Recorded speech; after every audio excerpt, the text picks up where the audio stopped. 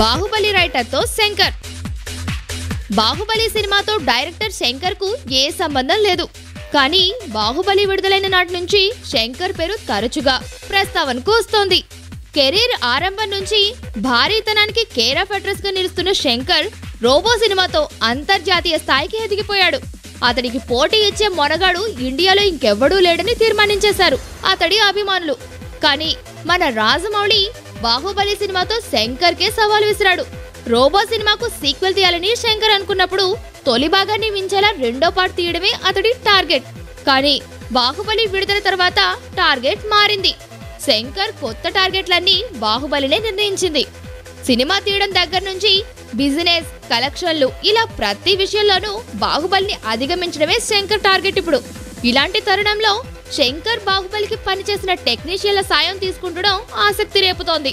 ఇప్పటికే బాహుబలికి అద్భుతమైన ఎఫెక్ట్స్ సమకూర్చిన విఎఫ్ఎక్స్ నిపుణుడు శ్రీనివాస్ మోహన్ రోబో 2కు పనిచేయబోతున్నాడు. అయితే శ్రీనివాస్ ఈ స్థాయికి రావడానికి కారకుడు శంకరే.